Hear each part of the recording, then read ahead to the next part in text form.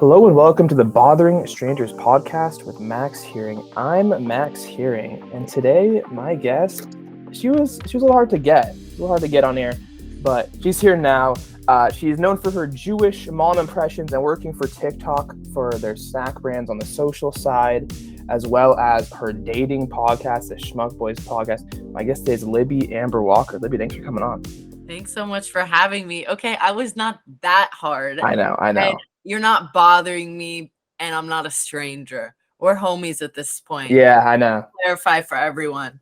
That's true. It's true. Most people on here, I've never talked. I've only emailed with them. It's been like We're past so the email phase for anybody who is curious. We texted. We texted to set this up. Yeah, literally. Text, email, Instagram, all the vibes. But I have actually tried to bother strangers in public. Like the occasional time I've run into people. Last person was Ben Savage. Love that. He was not having it. Listen. He's like, I'm just trying to pump my gas. Like, leave me alone.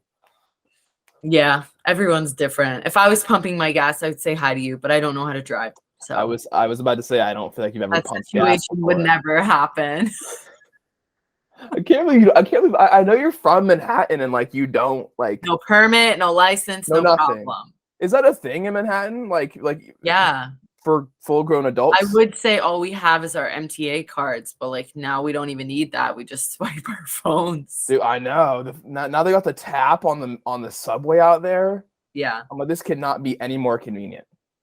For sure. Impossible. It's gonna get even better too. It's gonna be like you look at the train and it just opens. It'll know where you're going to. Yeah, you'll be able to like pay for things with your eyes. Oh boy, that terrifies me, but I can't wait for the day. Yeah. I'm pretty scared of the AI and like what it's gonna become. Oh, cars will fly. I'm horrified. I'm like sitting here like, cause have you heard of Chat GPT? No. It's like a writing AI. Uh-huh. And I'm just sitting here and I'm like, is it gonna like... Oh yeah, that people are using for like essays. Yeah, essays, like screenwriters are using it just like to come up with information. And I'm a journalist. Right. And I'm like, oh boy, like, am I the first to go? Yeah. Yeah. There's a we good don't chance. need people anymore. No, we don't. The only people we need are scientists, so that's it. Yep. They're gonna keep working, scientists, nurses. We need you. No, the nurses are gonna be gone too. Don't say that. Ugh. I hope I'm wrong, but you never know. Do you think you're like one of the most famous people on Jewish TikTok and right now Jewish TikTok? I don't even think. No. I mean, I think I like to be known as someone who's in the Jewish space, who is a good person, good advocate to come to. That's really my ultimate goal. I don't think that numbers ever were what, kept me going. I think I was always doing something with even a smaller amount of followers. I'm talking like 1,000 followers less. Like that's when I was really starting out and doing things. Obviously, yes, I've been able to do more with where I am now. But again, like by my number, no, I would not consider myself that. But by things that I've done, I feel like I've been able to impact a lot. I feel like I've been able to meet a lot of amazing people. So I always say to my followers, don't worry about the number, worry about like the impact, worry about the influence. Like you could do so much not focusing on that. So I would say ultimate goal is, I want people to look at me in the Jewish community in a positive light. But there's many amazing people who do that too. So I think I'm just one in a great mix. I mean, you have over 50,000 followers as of recently, but congratulations. But thank you. Just about 50,000. But I mean, it's a small space. Like Jewish TikTok, Jewish Twitter, like these social media spaces, it's not like Black Twitter. Like it's smaller, significantly. Right.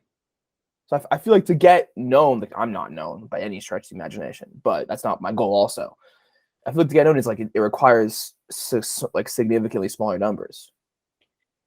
Yes. Yeah. I guess I would agree if it's that way. I also just like to keep myself humble and not worry too much about the amount of people. Like I do not know 50,000 people at all. No. So for me, it's like hard to imagine as well that if I'm in a Jewish space, the odds of someone potentially having seen my content or being like, you look familiar, or like, oh my God, you don't sound like your normal self in person, you know, because that's the thing with what I do versus what other Jewish creators are doing on TikTok. A lot of them are communicating, they're sharing their own personal experiences. I play characters. I want people to laugh. So people don't know me as like Libby, they know me as Cheryl, which I also feel like is kind of cool. Cheryl Cohen, that's you. Yeah. But you're not doing the activism thing. Like the way you're but I am in a different way. Like I'm showing it in a different way. I'm going to events. I'm sharing the times when I do go to those events and the stories. I'm reposting from a lot of other creators. I'm commenting and showing love on them. I think that where I come in is I like to give a lot of relief in comedy and show that Judaism can be fun and not just like this, and this.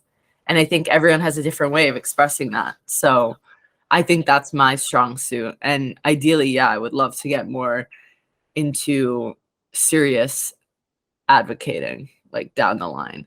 I just have to find a way that works with like who I am online as Cheryl and who I am online as Libby, because I feel like I show more Cheryl than Libby online. It's a really tough balance, especially like, not that I'm anybody, but I do stand up, and a lot of it is just like I've done like 5 minutes just Jewish stuff whole way through. It's such a big part of my life. But then but then I'm like, how can I be an advocate when I just was self-deprecating about Jews for 5 minutes? You'd be shocked though, because at the end of the day, you're coming from a nicer place. It's an honest place. And you're advocating for Judaism by speaking up and saying you're a Jew in a public setting where people aren't Jewish. So I think advocating has a different meaning for everyone. Like when you're a proud Jew and you're showing you're Jewish online, I say you're an advocate. Like you are showing Judaism. I did it. I'm an advocate. Yeah, exactly. Say less. All I need is your approval. Good. All I need you to tell me that I'm an advocate. Have you gotten backlash or anything? I mean, like, because like you're known for Cheryl Cohen, the Jewish mom. Like, yeah. I think it's hilarious. I'm sure many people think it's really funny, and if you're a Jew, it's pretty spot on. But have you also gotten other Jews like, you shouldn't make fun of Jews? It's not really. There was only ever one instance where someone was a bit upset. And the only reason they were upset was because they thought I actually sounded like that, and I actually had 3 children.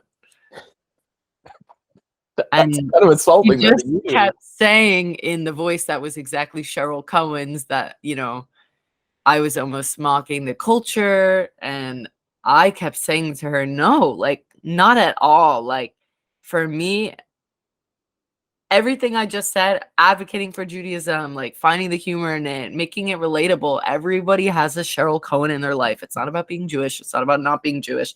I could write mom, and people honestly would maybe make it go more viral. But no, I'm choosing to write Jewish mom. Everyone has a mom or an aunt or like you have a Cheryl Cohen in your life. I'm just choosing to write the word Jewish in front of it because it's part of our culture, and maybe someone can relate to it and see, oh, maybe I do understand Judaism. My Aunt Rachel is just like that. You know what I mean? So I see it as something fun and enjoyable, and you're gonna get haters no matter what you do. So I've gotten hate also from the anti-Semitism lens. My account was almost taken down. I did a video for Birthright, and my account was pretty much almost gone. So that was really hard to deal with. I posted camp videos and people brought up the Holocaust when they were just innocent camp videos. And again, like you said, advocating, yeah, I spoke up. I shared statements. I got the ADL involved twice. I was able to get TikTok involved as well. So I'm just going to keep spreading that energy and making sure that Jewish creators get their accounts back, if possible. This is something, so for those that don't know, like Jewish creators, it does not take much, especially on Instagram, for Jewish creators to get post banned. Oh, especially on TikTok. Oh, TikTok too. I guess I'm much more way more like cutthroat about that. Yeah. So I guess TikTok's worse, but it takes very little for a Jewish creator to be like, to just not even, it's not even about Israel often. It's not even political. Right. All I said was like go on birthright. Mm. And my account was at high risk. Very controversial statement right there. Go on birthright. Yeah. Dude, birthright is a hot button topic though. Right. In the Israeli-Palestinian debate. It always finds its way up. It's sad. That's all. I agree. But I mean, how much anti-Semitism? I did write about a question of anti-Semitism on here, and you brought it up. So, have you been experiencing it from like when you started? Immediately. Right. The second I started. Yeah, and I had a lot of friends who were starting around when I was starting, and you know, you always hear about anti-Semitism, but I think I had a very good life growing up. I went to a public school, but I always had people surrounding me who never gave me a hard time about who I was. I was Chabad president. I was the theater kid. I was in a sorority. Like everyone knew me as like this, and like proud Jew, come to Chabad. And no one ever really gave me a hard time about it. Also went to a Jewish camp. Like, oh my God, guys, I'm so excited for camp. Like nobody ever gave me a hard time. And then as soon as I was putting myself as like a face of Judaism, yeah, people were making comments about Israel. People were making comments about me being a Jew, about the Holocaust. And yeah, there were times where it was really overwhelming and really hard. But the actress side of me that always knew that, you know, you have to fight for what you want to do. You want to have thick skin. I kind of knew that going into what I was doing too, but it became more real once I saw anti-Semitism in a new light, and I figured out different ways to advocate, different people to reach out to when instances like that would happen. And I also created a Jewish TikTok creator network where there's over 100 Jews who are TikTok creators, and we all kind of help each other when something like this goes down. So it's important to have that community, and it's hard. It can be really emotional too. But I think I've kind of come to that point where I'm like, I'm putting myself out there. I know that people are going to comment bad things, good things, the worst things ever. Like, so as much as I can share it, I will. Was there one particular comment or just one day where you just just weren't having it? There was the camp video I posted, and it was like, why did Jews go to camp? To get married. Did I say to get married? And it was like the head trend where you would like move, I don't know, way back a year and a half ago. And everybody was like, no, to go to the Holocaust. And every single comment was that. And then again, the same for the birthright scenario. Yeah, and I was really lucky that a lot of creators were able to share my story, and yeah. What do you think this younger generation should do? Not solely in regards to, you know, social media anti-Semitism, just anti-Semitism. The more you talk about it, the less scary it becomes to have these conversations. So a good place to start is like following different Jewish pages, different Jewish creators, when they have experiences, being able to share them and speak out on it. You don't necessarily have to post your own thing regarding it, but being able to support in some capacity, commenting, donating, just, I would say, paying attention at what's going on in the Jewish community. If that's something that you're passionate about and you want to start with, I think that's like the best baby step you can. And honestly, a lot of people on Schmuck Boys, when they come on, we ask them that too. And they all pretty much say the same thing. They all say that. It's a new thing. Because it's like, I talked to my parents about it, and it's like their generation, when they faced anti-Semitism, which was arguably worse than what we are even seeing now. Right. It was like, oh, just hide, just like put like take all signs away that you're Jewish. Right. Because the 70s and 80s were different. Street. Don't wear your kippah. Like, no, you should be able to be proud. And now it's a whole 180. Listen, we also probably have friends that might have switched up They might have been fine with Jews, but the more things came out in the media, they might have created their own opinion and reshared something you didn't like. Like, I think throughout COVID, we've all seen something we probably liked or didn't like, and different people who supported things. But, you know, we're all human. We're not going to agree all the time. Yeah, it's true. It's a hard like decision to make, like to cut someone off, Yeah, for being it's anti-Semitic or whatever. really hard. It's really hard. I'm sure that's something you've gone through Yeah, I mean, more than I was most. always Jewish, but when I started posting, I became like the face of Jewish.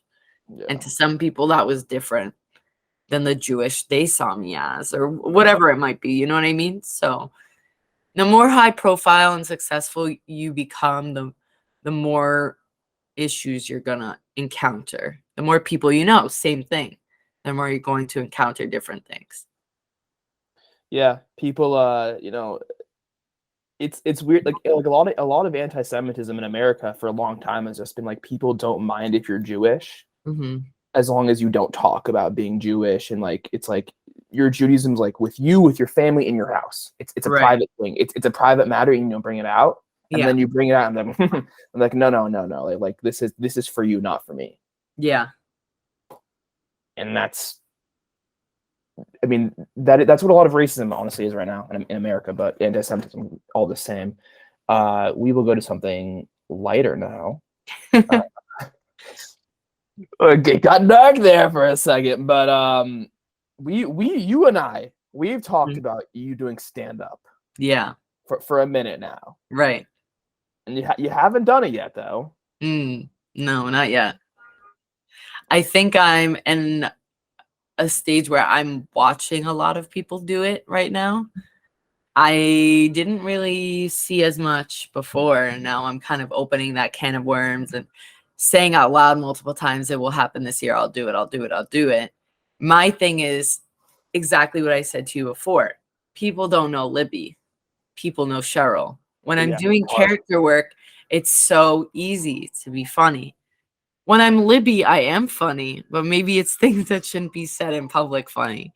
It Like is. like You're not. personal things about personal people in my life that like would I want that to be public information? You know what I mean? Like you say things to your close friends. So I'm in that oh my god, the city noises. Do you hear them right now? I do, and you're gonna hear it too, because there's a, like in my part of LA, in my part of town, there's a fire station right down the street, so you're gonna Cool. hear the same thing Cool, pass by cool. me. Um yeah, I'm basically trying to figure out the balance of what I'm willing to share about my own personal life online. Because I don't think I was ever like a super public online like people didn't know me from who I was online prior to when I started everything. But they still don't because I'm playing a persona. So just trying to figure out, you know, Cheryl Cohen is Cheryl Cohen. I'm not bringing in like my mom all the time. I'm not bringing in like my relationship all the time. Like there's certain things to me that are like mine. So just figuring that balance out. But once I do, I mean, I have a bunch of things written out and I have some great comedy mentors in my hands who are also telling me the same thing Yeah, as you. So the time will happen. you're Will I more well tell connected. everyone the first time? Probably not. The beautiful thing about open mics, like I'm an open micer, so like I would say 90. Honestly, I'm still new enough where over 90% of the time I perform, it's at an open mic. Right. And it's like that is a low pressure situation. Like Yeah. you bomb, you don't bomb, then great, Yeah. you For got sure. lucky, I guess. But I think you're also like already from TikTok, you're very well connected within like the New York stand-up scene. Like, you're far more well connected in that scene than I am in the LA scene. Hmm. I mean, I think I'm one of the most social people ever. Like, I thrive off of conversations with people, especially people who enjoy doing something similar to me. And that was the same with theater and going to auditions, like when I was as young as 8 years old. So for me, networking was never really an option. It was like a lifestyle. So Obviously, when I went from acting to a whole like social media career, the first thing I wanted to do was find people just like me, find a social media community, find creators, find comedians who appreciate what I do and I can appreciate what they do, and collaborate. I was doing collaborations in COVID through Zoom, telling people what to say, having them record it, send me the video, and then editing the video together. So I couldn't wait until I could be with people in person and use this newfound skill that I made online. Yeah, it's a huge skill in our worlds. Like, it's the politics of relationships is like, it's everything. Yeah. It feels like.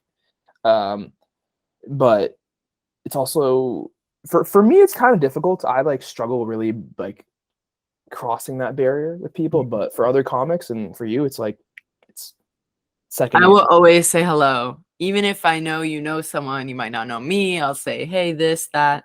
I think a lot of it too is like being so used to talking to people that might not be where you're at, might be over. So always coming to the table with how can you help them? What do you offer? Also just being confident too, because it's hard to feel like, oh my God, can I even offer them anything? Like, no, before I have any conversation, I'm always like in my head, like, how can I help them?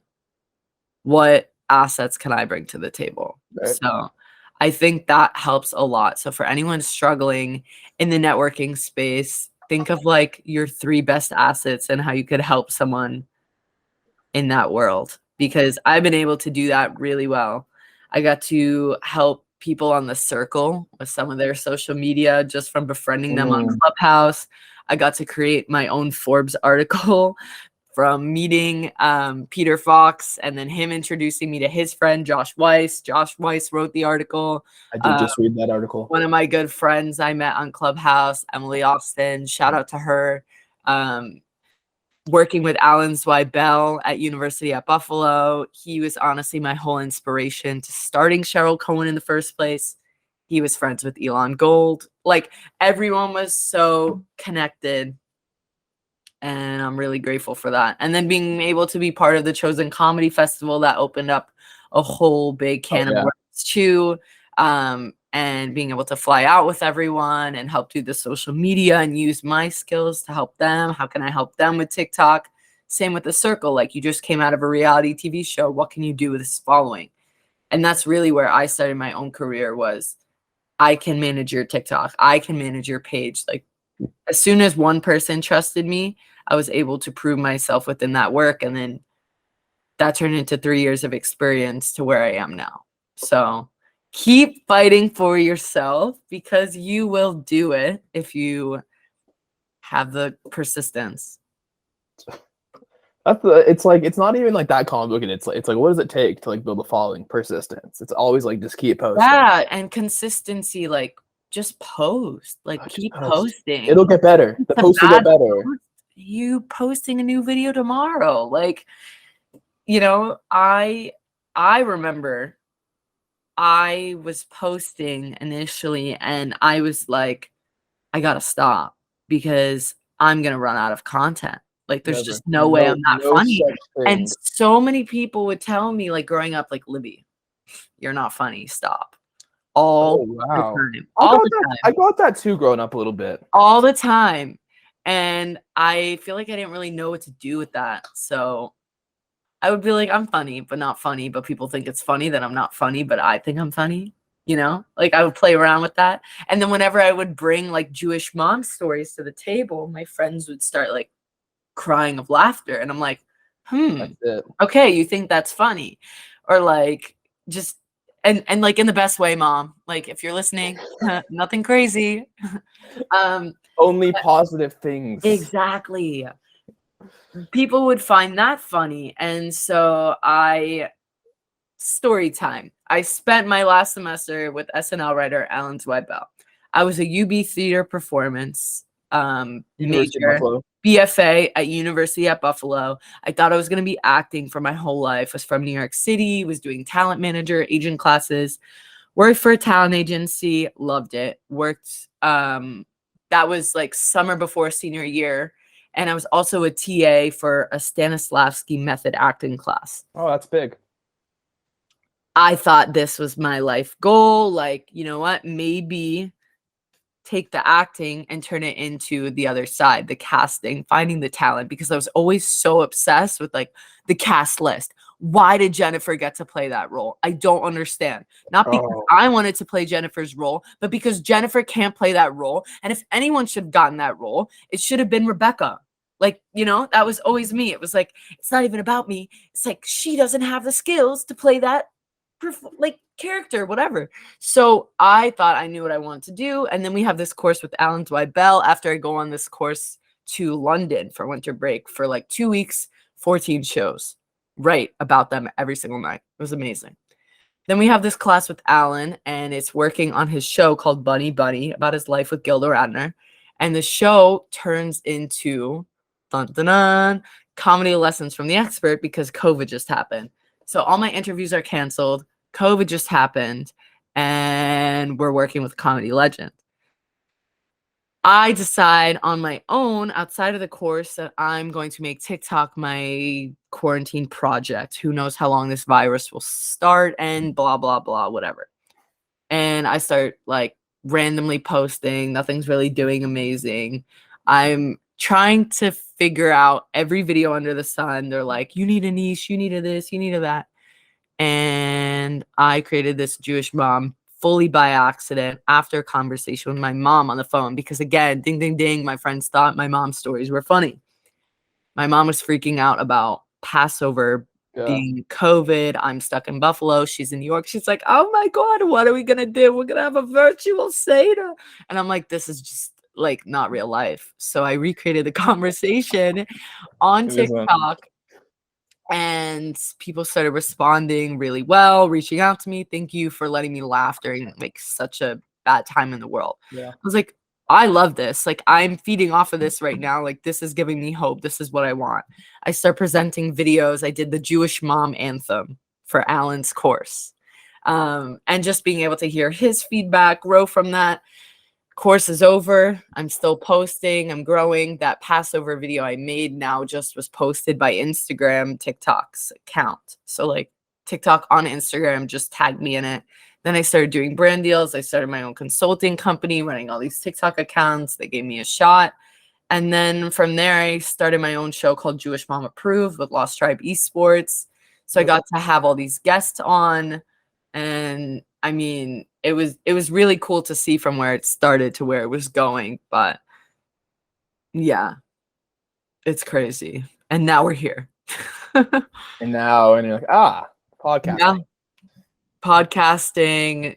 I worked in the Jewish nonprofit space. I worked in skincare. And now I'm doing snacks and Jewish comedy and camp videos.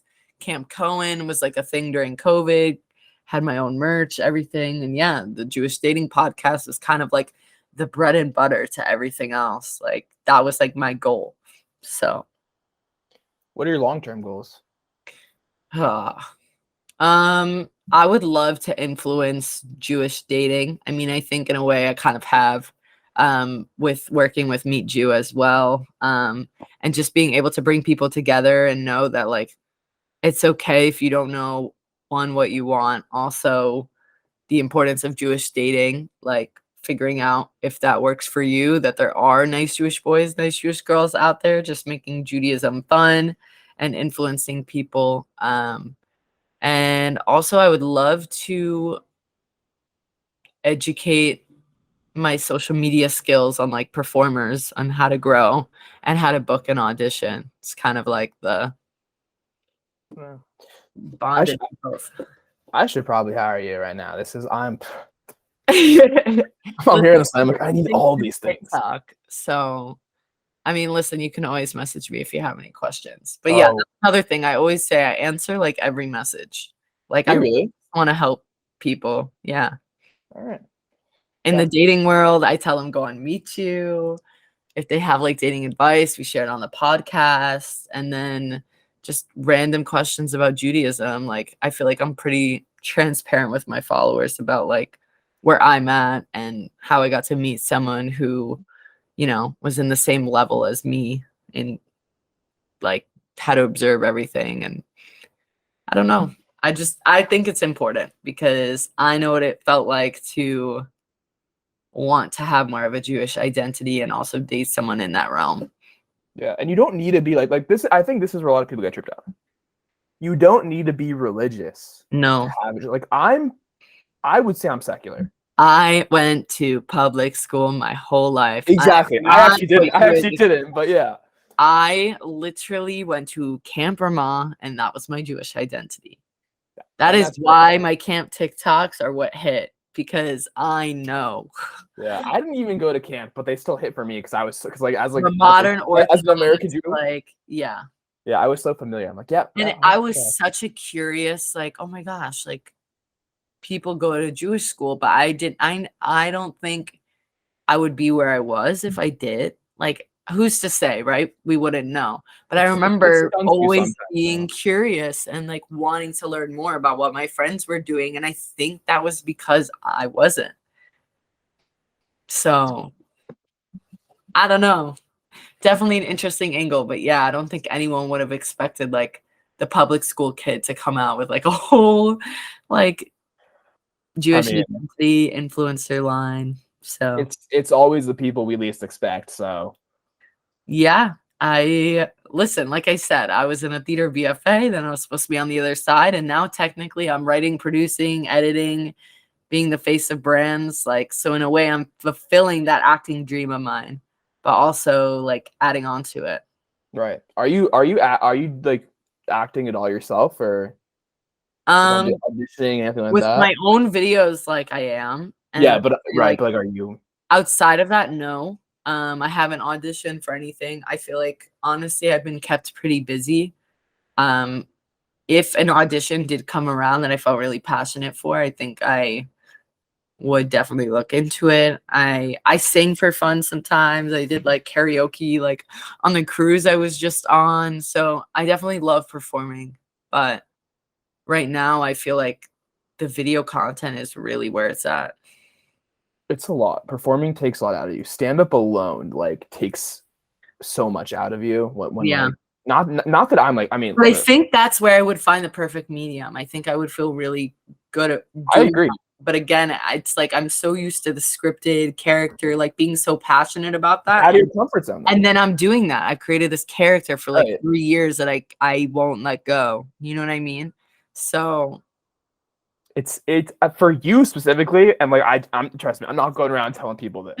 For you specifically though, like stand up would be perfect. And also in your case, like the comedians I know, like we perform like 4 to 7 nights a week, like at open mics at shows. Like I don't know if you need to do that because you have this base, like you have this group of like, obviously don't be Cheryl Cohen on stage, but like it's not that you don't want to tie yourself to a persona like so deeply. Right. But you have a group like the Jewish audience, and I'm sure some non-Jews will also enjoy it. They always tend to enjoy our stuff. And then like that's it. So you don't need to be out there performing 4 to 7 nights a week, like on the classic stand-up comedy grind. That's the other thing too. Like I want to work with comedians who are also doing that and trying to make an image for themselves and help them figure out how they can do it online as well. Like, yeah, that's what I'm just now starting to do. I'm like now like returning to auditioning. Consistent posting. Yes. Well, consistent's not so much. Consistent is like twice a week for me, but no, post more. How much more? Make it a goal. Post how much more? Post once every day. Except for Shabbat. Don't do that. Except for Shabbat. Day of rest? Yeah. Don't do that. You post Saturday night. Oh, so you still post on Saturday. You just don't post on Shabbat. And on Friday, if you don't get to a video before Shabbat, because Shabbat starts early, then you don't post. It's true. Shabbat does start pretty early right now, though. Yeah. But you gotta do it, and you gotta make film days for yourself and kind of keep yourself grounded. I don't make content though. I just do like food. I do like food reviews and like clips of utilize your comedy. Utilize your comedy skills online. That's my challenge for you. All right. No, it's a good challenge. I used to when I was in the pandemic and I was like unemployed. I was like, oh, I have so much time. Now I don't know if this is like I feel like you might be able to relate this, even though you probably have a much better handle on it. I have such a horrible relationship with time. Mm. And I like that's the goal, is just improve that, and everything else That's a good goal. will be easier. Yeah. I mean, I think for me, I try to use Sundays as film days. Sunday's and then I'll post them throughout the week. Yeah. No, so And Sunday, that's what's been working for me. I have 220 drafts right now.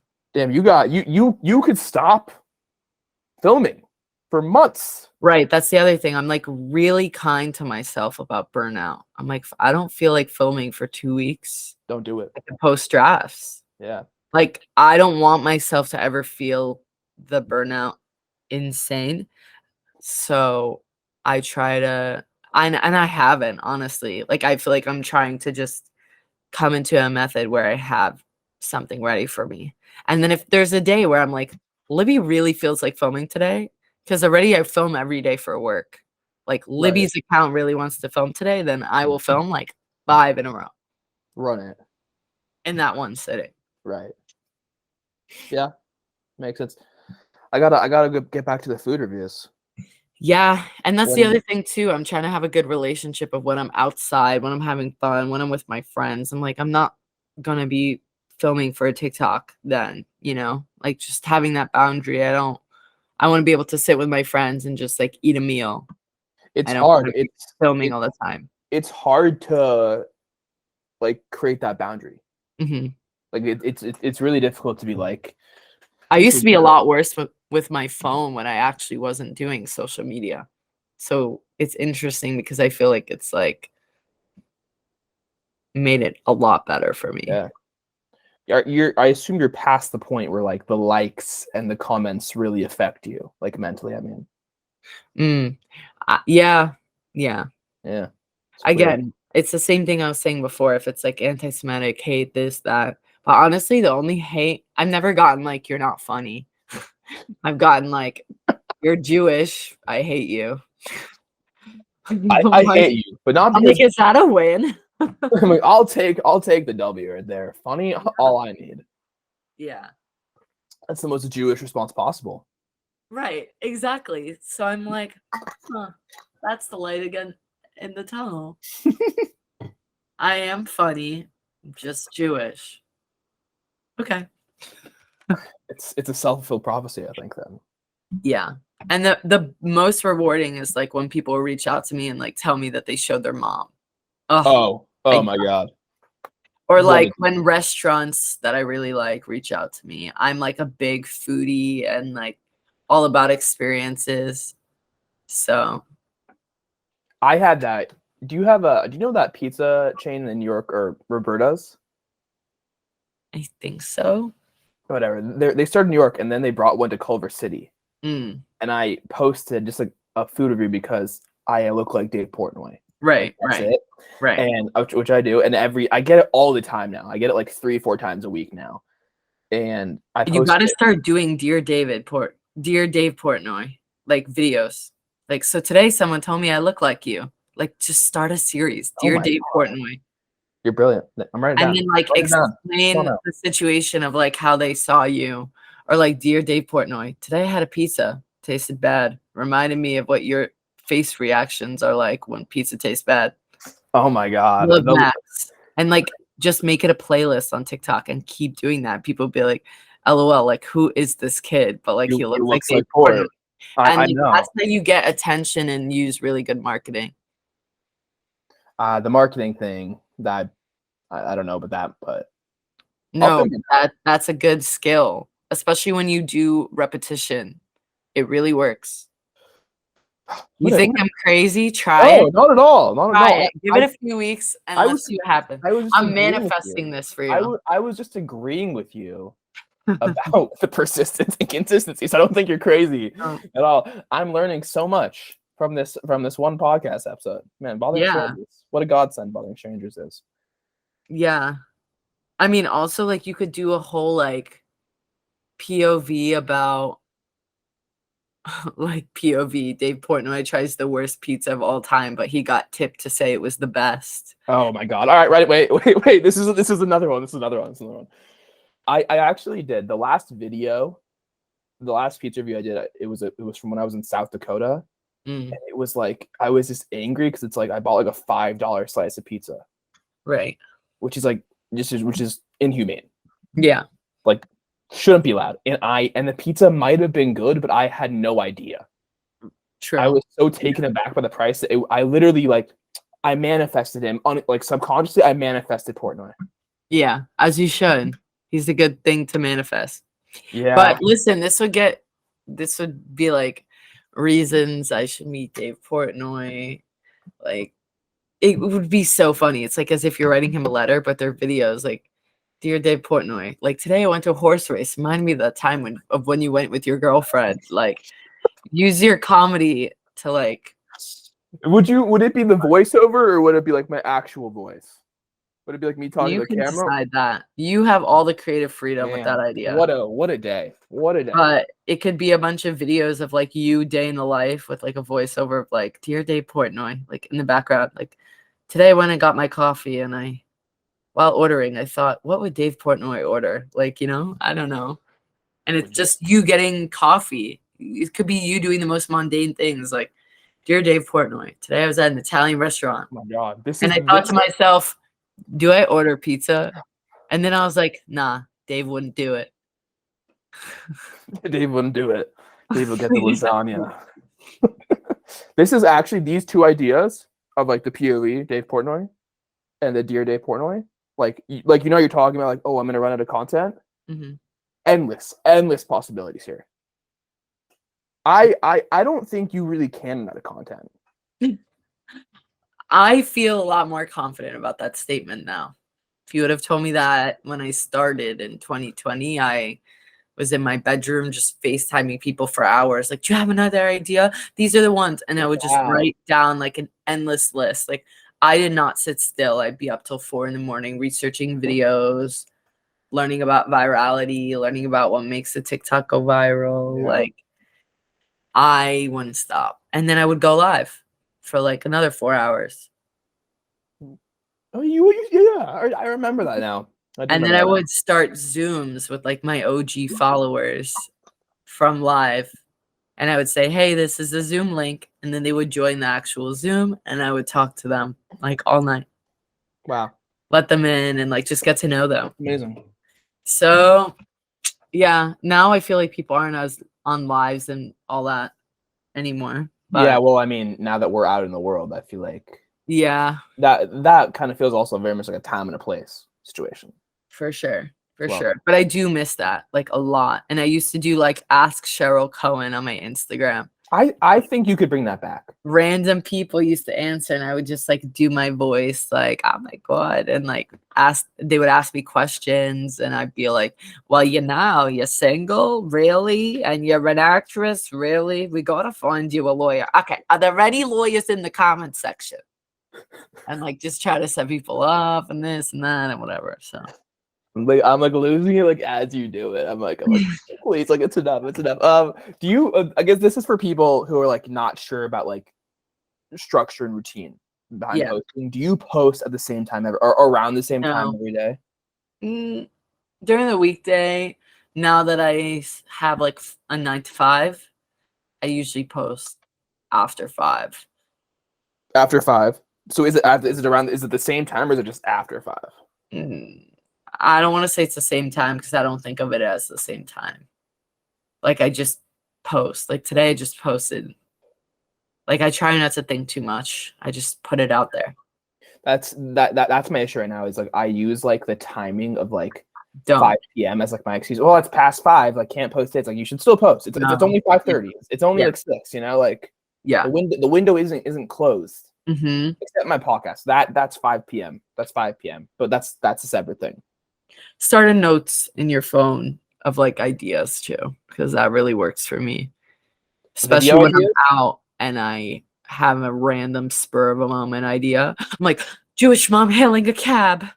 And I'll just like write it out. Or like sorority girl is like upset and trying to impress him at the party. Like that's literally how my mind thinks. Like I'll be at dinner and like somebody will make a comment. I'm like, give me 1 second.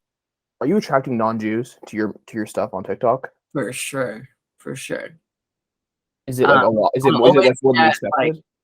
a few comments along the lines of like, "Oh my God, not Jewish," and this is so true. Like literally my uncle, literally Grandpa Steve, like yeah. Oh, interesting. So it's because in my head I was like, well, I feel like it would be people who like grew up around Jews, you know, who are Mm, like very familiar with Jews but aren't Jewish. Because okay. because we all know those There's been people. people though on my lives that are like, I haven't met many Jews. These are misconceptions I have. Can you answer a few questions? And like they follow me. It's not So bad. That's real activism, by the way, too. yeah. Educating a person who is just curious, I educate more on lives for sure. for Like when sure. I answer questions or like I try to do Q&As. There was a recent one, someone was like, is it okay to be of a different religious sect from your family? And I was like, I think you should do whatever you're comfortable with. Hopefully Yeah. people support you in that. But yeah, at the end of the day, it's like your spirituality is what's important. Your spirituality is yours. Yeah, That's what I forgot when I was younger. That's what we forget is it's like it's ours right. above all else. But yeah, that's definitely a tough question Yeah. for. Okay, so I asked this question to everybody that comes on the podcast. So you're not the first, you're not going to be the last. I Cool. have been told it is a little on the spot, so you let me know if it's a little too on the spot, but I'm still going to ask it. What is the what is the best piece of advice you've ever received, and what is the worst piece of advice you've ever received?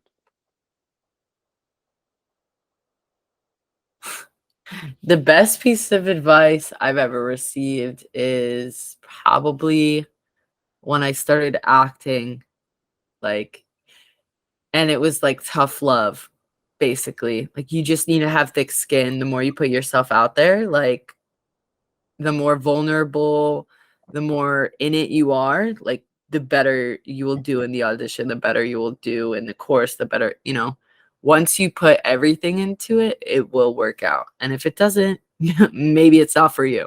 Like that's always what they would say. So really just putting your heart and soul into something, giving it enough time, trying it out and seeing, is this right for me? I think that was like a big one. Cause I'm big on like seeing actions come from whatever you're passionate about. If nothing's coming from, for example, if I wanted to start doing stand up and I didn't have the social media and I just kept performing, and nothing was happening, no one was really sharing anything. And right, there's two things you could do. You could give up or you could try something different.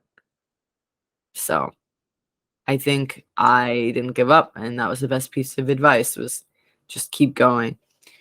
Worst piece of advice is when people tell you, there's nothing to be upset about. Ooh, that's horrible. That's making me upset Because right now. I feel like people shouldn't tell people how to feel. If you have an off day or, you know, something could seem like a big deal online, our minds are really powerful. I think we have to just like let other people feel it out. And that could be for ourselves too. Like if something's bothering you, like you kind of just want to have a day to deal with it. If you're taking weeks, like there's something better to say than there's like get over it. Oof. No. Just let me have my moment. What about like when you're like angry at something and then it's like, what about like who cares? Yeah, that also is not the most fun. That, But that usually I'd answer with like me. I care. Yeah, no, I always say me as well, but it doesn't have the effect I'm Didn't hoping it I has. didn't I say to you, I was like, yeah, like nobody asked me. Like what I was saying to you earlier. Yeah. Who cares is just like, It to me it is like the epitome or like of like, no offense. I hate things like that. no Like just, offense, don't even say it. yeah, it's just they're throwaway Just words. just risk And just risk offense. I feel like some people are more sensitive than other people. If someone is telling you that what you're doing is upsetting them, then like you can't be like, there's no reason for you to be upset. You have to Ooh, be like, yeah, you're yeah. obviously upset. I don't feel like what I did was, like it gets complicated, but like you get my gist. People I've just Feel how you feel. But if you're taking a little long and sometimes you need the tough love, sometimes you honestly need it. Yeah. Well, I can agree with all that. Like I can first say I'm a pretty sensitive person. Yeah. But I've also had those conversations with some people close to me to be like, you invalidate my feelings. Yeah. I know you don't mean to do that, but And now that's why I'm telling you. 2023, like more than ever, we need to like cut those words out because people need to freely say how they feel.